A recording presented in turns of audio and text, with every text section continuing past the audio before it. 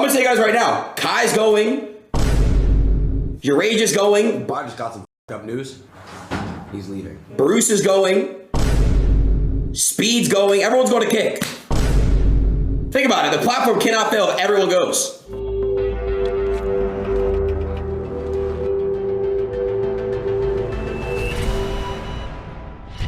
You're serious. You're moving to Twitch, man. And this is exactly why Adin Ross decided to step on Neon's initial announcement on The Breakfast Club. It's because all his friends are leaving him. This past week, big shifts and revelations came to the streaming community. Starting with Neon and The Breakfast Club incident, trickling into the Adin Ross versus Kai debacle, and now Neon switching over to Twitch, seemingly leaving Adin Ross to be the only cool kid on the platform. It seems like streaming won't be the same after this weekend. Kick fumbled a lot of the bags and the creators that they had. Maybe it never really had them, and there has to be some conversations about the future of streaming. Is Kick going to be here long term, and what part and role did Adin Ross and his friends have to play in this? It all started with the debacle and disaster of an interview that happened on The Breakfast Club, and not by the participants on the show. I think they went with the script and were following it very well. But something that I called out, and probably was the only one that called it out on the internet, was the intrusion of Adin Ross into the live chat. Wait, let's get into the chat, because Adin Ross, there's a comment pinned in here. He just commented and said, Neon, I promise you they trying to belittle you and disrespect you. You on all of them. They are weird as them. Talking about who? And here, the chat is live in The Breakfast Club. He's shitting on them. Anyway, what are you go talking ahead. about? A lot of people thought that was Neon being bullied on the platform and Adin Ross's friends stepped in. I believe it was to squash something that Neon, The Breakfast Club, and a lot of people had been hinting to for a couple months, being a Neon switch to a different platform. Now, this will ultimately get revealed by Charlemagne the God like the very next day. True. What happened was he reached out to me to do his stream, but then he kept asking to come up here because he wanted to announce that he was leaving Kick to go to Twitch. To go to Twitch. And I'm like, okay, we've had a stream up here before. DDG been up here, so why not? So while a lot of people were thinking that The Breakfast Club was just being rude to Neon, which you might have a lot of credibility to that point, I believe that Adin Ross stepped in, changed the trajectory of the interview for the sole purposes of trying to get Neon to stop going to a different competitor platform, seemingly leaving his friend in the eyes of the viewing audience. And hey, what would you look to know? I was right. But instead of trying to stop the announcement or try to slow down what happened with Neon on The Breakfast Club, Adin should have been investigating why he would even go to think this type of route, why he would switch, why did other people switch. And what's crazy is we've seen in real time why people would take the switch from Kick back to Twitch. It's because they've been doing shady and underhanded business practices. Also, there's this guy that runs the Kick platform. One of the guys, he's like an employee, but no one he's like a low grade employee. Like no one really cares about him. His name is Mustache. To be honest, like to be like completely transparent, this guy's come for me every single day. Come for me, come for everything when I've done so much for the platform. I've worked my heart out. I've done so much to make this platform, you know, a place to grow. And then ever since I've talked about this Mustache guy, they've capped my views. They have put something on my account to where I lose money on stake. So on stake, I've been losing like $10,000 every day, and this has never happened to me before. I'm an avid gambler. I've gambled so much. I've lost my life to gambling, got it back, all this stuff, and I've gambled so much, but I've never experienced such losses in my life. And it's all because of this one guy, and he keeps doing it, and I don't know what to do because at this point, it's like a staff member bullying me, and he's like a staff member on the platform, so how do I go about it? If y'all don't figure this shit out, I'm gonna take all these big plays I have and all my collabs and every single fucking huge thing that I have coming up somewhere else, and it's gonna go fucking 10 times crazier. When Kick arrived on the block, everybody thought that it was a breath of fresh air, something new and innovating in the streaming era. But what a lot of people don't understand is that these people are still humans with emotions, feelings, biases, and are at the end of the day capitalists. They want their friends to succeed, and if you're not really a part of that inner friend group, then you're not gonna reap the benefits and rewards of that. So when you decide to do shady, underhanded things to Neon, allow different harassments or different things go on your platform, it's no wonder why they would take their talents elsewhere to a platform where people are doing unspeakable things and getting unspeakable opportunities, things they could never even dream of or imagine of. Now, there have been many content creators who have put out real criticisms of the platform itself. There's one young streamer named Dark Kiss Chris, who said, tomorrow will be my last day I stream on Kick. I have been on and off the platform since it started 2 years ago due to what I've observed with the inflation of viewbotting, harassment from other users, and a lack of security measures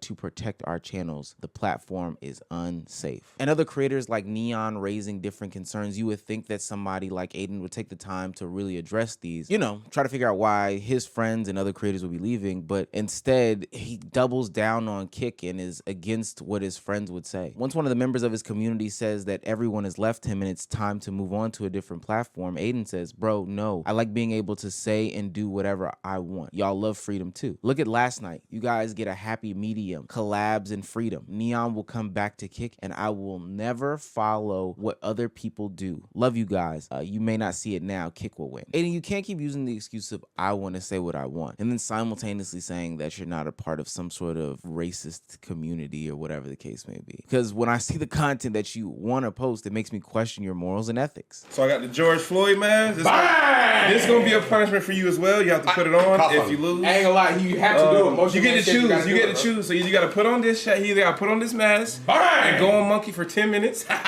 or like I got the whip. Okay, let's test it. But look, not only the whip though. Wait, what you mean? Let's. So while I'm whipping you, Snaggy gonna hold up the flag in the back. Yo, bro. Oh yeah, this is the last. Yo. Oh my God.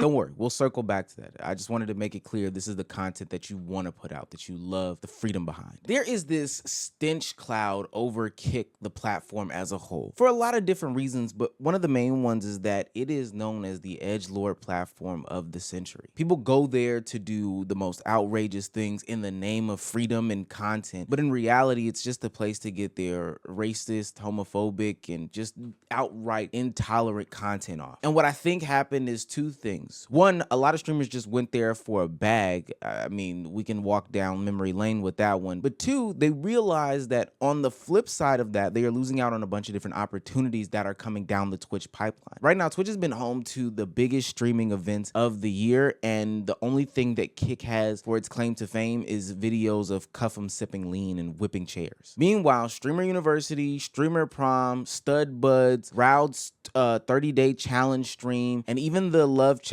that Blackboy Max is putting on right now are all on Twitch. And we've done it before, but now we are crossing over from it just being things that are backed by streamers, but the corporate entity is starting to shift in, which means real dollars, real cents, and real shifts in fame. Kai Cenat is planning to do streams with LeBron James. We're talking big celebrities talking about doing their streaming on Twitch, and Kick just lost its 12th largest member after running through other guys like Bruce and Your Rage. And a good part of that is just due to the bad connotation of Kick. People want to be on the Twitch platform. They don't want to be on this edgelord platform. Another reason why is because when Kick came in, it said it was going to be new, breathtaking, invigorating, and honestly had the bag attached to it. But one of the problems that a lot of the streamers saw is that the people that were running the platform just weren't listening to them. Hey, Kick! What the fuck my predicts said? The fuck is wrong with y'all? Niggas is useless! It's the same fucking app for the last year! Kick, bro, I don't know what type of ego y'all got going on right now, but y'all niggas need to remember, you niggas need us. Niggas don't need y'all niggas. I don't know if y'all niggas forgot. I don't know if y'all lost the plot. But y'all niggas got the game fucked up, boy. What the fuck my predicts? Okay, so a streamer like Your Age, he came on and he was asking for like one thing. He wanted channel points and he wanted, you know, voting or polls, right? The right vote poll system. And I think he asked a long time for that. His community, they're very big on that. To be fair, I've known Josh a very long time, for years. And I know for a fact that like he's the type of person that it involves his community, like all these reactions and all these types of things. And I just know that he made it very, very like, you know, very clear that he needed that feature in order for his chat to kind of be engaged. You know, he wanted that feature. So that's an example that I could just think of off the top of my head. I can name more, but it's like, I don't want to do that. I just want to show you guys like the small change could do so much for the platform. That's what I'm trying to get at. Let me tell you one thing. I don't even think I'm allowed to say this. I still haven't gotten paid my last like payment or two from Kick. I ain't gonna cap. They offered me more money than last time. So it's not one of them things where they offered me less money. I said, fuck y'all niggas. No, they offered me more. They offered me more. So I was like, damn, I'm coming back to Kick. So I thought. But I was like, yo, YG would be like, I don't know. Would that make my audience happy, bro? Like, Kick was cool while it lasted. I know I ain't had no predicts. It was cool, but like, I felt niggas wasn't really happy over there. Like they were forced to use that app and shit. I hate every time I went live, I seen niggas like, oh, I gotta use that. Like I go live, I was like, damn, I feel like a sellout.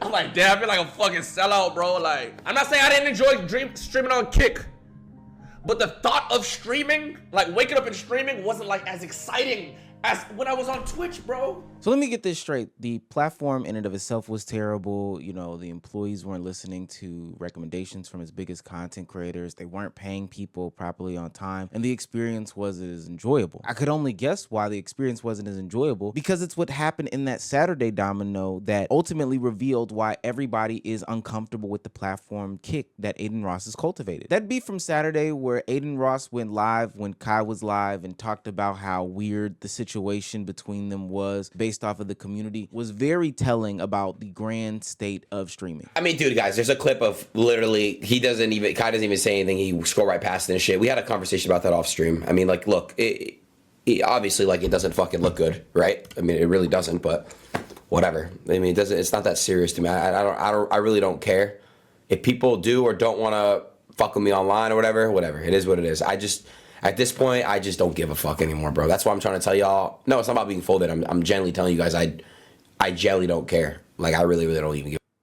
This weekend revealed that there were much bigger rifts in streaming than a lot of people had realized, specifically dealing with the nature of their friendships on camera. Now, it ultimately boiled down to me, as I covered in the video previously, that it was due to a lot of the community at large as opposed to the streamers internally. Conversation and communication squashed a bunch of this, like Adin Ross said when he came back on stream. And you guys are wondering why I went live. I'm sick, and I had to call Kai. Me and Kai spoke on the phone.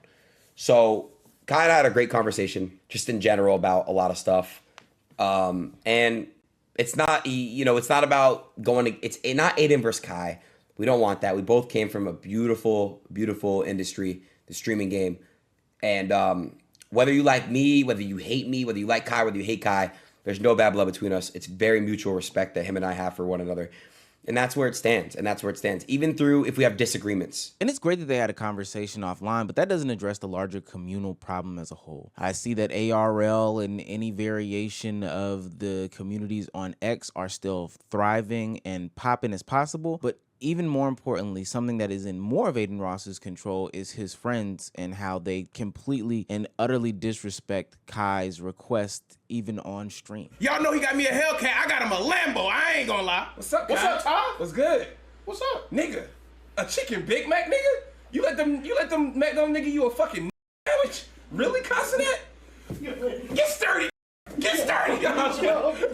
Yeah, I wonder what that does for the relationship off and online. Now, while I still think Adin Ross will have people come around him because he generates a lot of views and eyes for audiences and the streaming content, I do think that this does create further division and separation between the other content creators on Twitch and the other content creators on Kick. You know, not necessarily the top dogs, but the steps below. Who wants to be associated with that type of platform, that type of energy, that type of content? It's 2025. Even if you thought that stuff was funny behind closed doors, which I actually don't think a lot of people do find funny nonetheless, but even if you did find that stuff funny behind closed doors, for your business reputation and all the opportunities that you have that are front facing, why would you want to associate with stuff like that? The reality of the situation is that Adin Ross is the last one standing when it comes to Kick. Yeah, sure, there are some other pieces that are still streaming on the platform. XQC will be XQC wherever he goes. I don't get the appeal, but it is what it is. And there are some names that pop up here and there, but the massive things that Twitch is doing has Kick looking funny in the light. The only thing that I can do is imagine how great of rifts this whole Kick situation has caused in these streamer friend groups, with the way that the community has divided them, the content has divided them, the platforms have divided them. And until a lot of it is addressed, ultimately the rifts are only going to become bigger and bigger because time will just divide them more and more. We can stop these things on camera, but that's not going to stop the community at large from changing how they feel about X creator to another creator. And more importantly, that's not going to bring people back to Kick the platform. More and more people are going to want to clean up their act, their image, and their persona, and not want to be associated with this lawless, TOS, favorable, biased community that is Kick. It wouldn't even matter if there's huge sums of money involved. Like, they offered Speed the biggest bag. They offered Kai the biggest bag, and that still wasn't enough.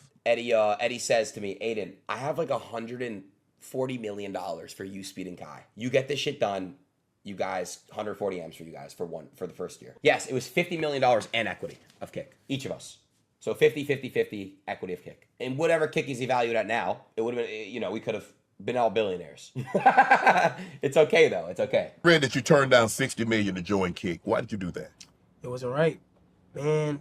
I couldn't join Kick at the time because it was like I got to realize like not all money is good money. Not even money can solve these problems. And that's a lot of money, to be quite fair. But that's not the bigger picture. The bigger picture is brand identity. The bigger picture is how you are treated. The bigger picture is what are we pushing onto our audience. The bigger picture is who's racist and who's not racist. I mean, there's so many things that go into making this decision. And ultimately, even though they probably didn't mean for it to end up this way, when people pick sides between Twitch and Kick, they created a streamer civil war. And honestly, right now, it seems like Twitch is the North and Kick is the South.